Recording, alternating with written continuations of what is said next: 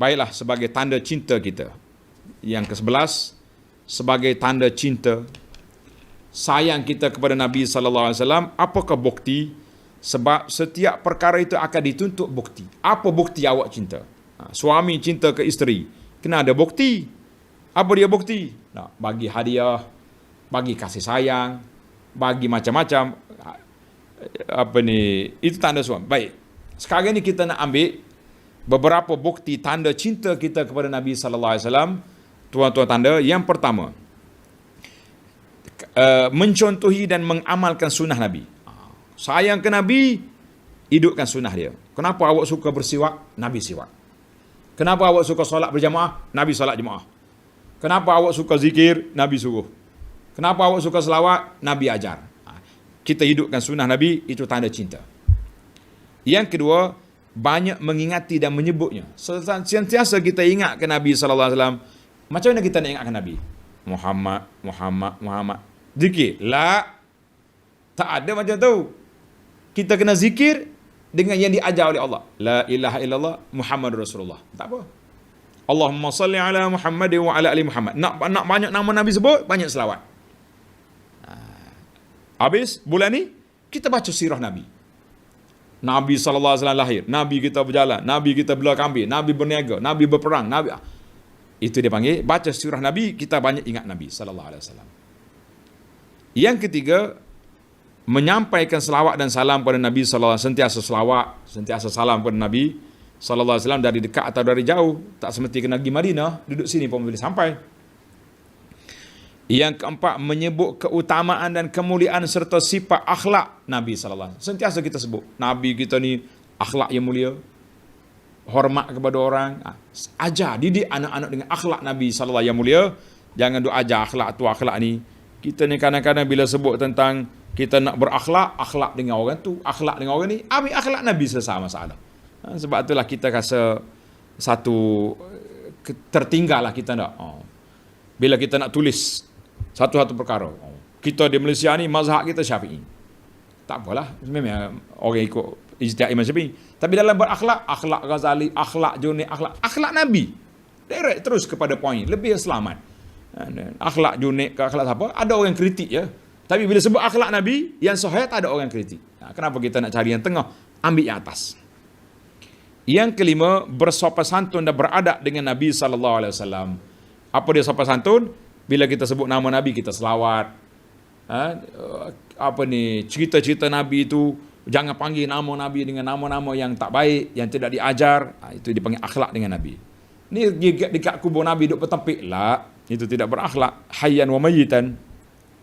Di antara akhlak Nabi, hormat Nabi, jangan reka benda palsu kepada Nabi sallallahu alaihi wasallam. Macam hadis tadi.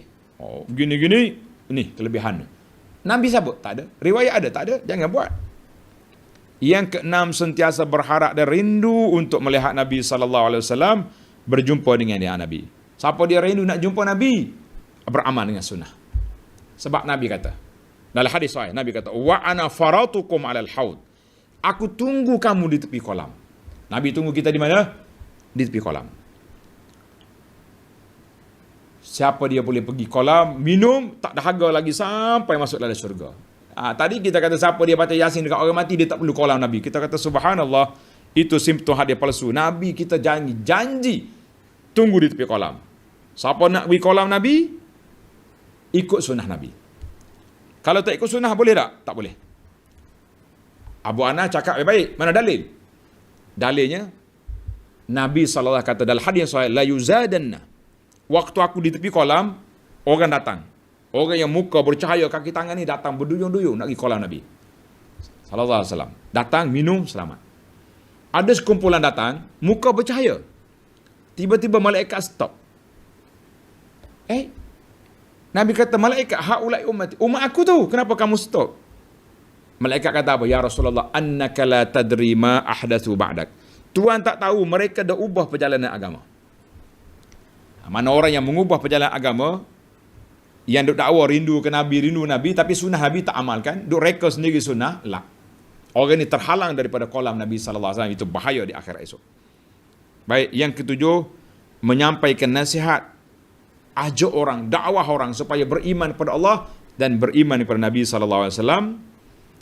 Yang ke-8, belajar Al-Quran, sebab Al-Quran itu mukjizat yang ditinggal oleh Nabi SAW. Sayang ke Nabi, Quran tak belajar? La. Yang ke-9, mencintai orang yang Rasulullah cinta. Kita kena sayang kepada semua keluarga Nabi, anak-anak Nabi, isteri Nabi, keluarga Nabi kena sayang. Ni dak ni. Keluarga Nabi sayang, isteri Nabi benci, kutuk-kutuk. La. Sahabat Nabi yang Nabi sayang, kita kena sayang. Saya sayang keluarga Nabi, Abu Bakar kutuk. Insya-Allah. Kalau siapa dia kutuk pada isteri Nabi, kutuk pada keluarga Nabi, itu bukan sayang ke Nabi SAW. Baik. Yang ke-10, kita kena benci kepada orang yang dibenci oleh Nabi SAW. Tilka asyaratun kamilah. Itulah yang saya sempat untuk kemukakan kepada masyarakat 10 tanda cinta Nabi SAW. Tuan-tuan boleh ambil tanda ini di dalam risalah yang saya keluarkan. Tajuk dia 10 bukti dan tanda cinta Nabi. InsyaAllah risalah ni kita bagi kepada para jemaah dalam grup kita. Yang tak dapat tu boleh ambil di risalah cinta Nabi ni sallallahu alaihi wasallam. Pamphlet kita ni ada. Yang tak dapat lagi tu boleh ambil di Facebook, boleh download ataupun minta dengan admin, saya nak risalah cinta Nabi. InsyaAllah kita akan bagi, kita akan sebarkan, kita akan war-warkan. Inilah cara cinta Nabi yang hakiki. Ini bukan cinta yang main-main. Ni setengah orang nak cinta Nabi macam-macam dia buat. Bergendang lah, menari lah. Itu semua tidak diajar oleh baginda Nabi SAW. Cinta Nabi, ikut sunnah. Cinta Nabi, sebarkan sunnah Nabi SAW. Mudah-mudahan kita layak untuk mendapat syafaat Nabi SAW. Ya Allah, ya Tuhan kami, dengan nama-Mu yang maha indah, dengan sifat-Mu yang maha tinggi, ya Allah, rezekikan kami dapat berada di bawah panji Nabi SAW di akhirat esok, dan sampai ke kolam Nabi untuk minum air di sana, dan layaklah nak kami menerima syafaat Nabi untuk sampai ke syurga-Mu ya Rabbal Alamin. Wa sallallahu ala nabiyyina Muhammad wa ala alihi wa sahbihi ajma'in walhamdulillahi rabbil alamin.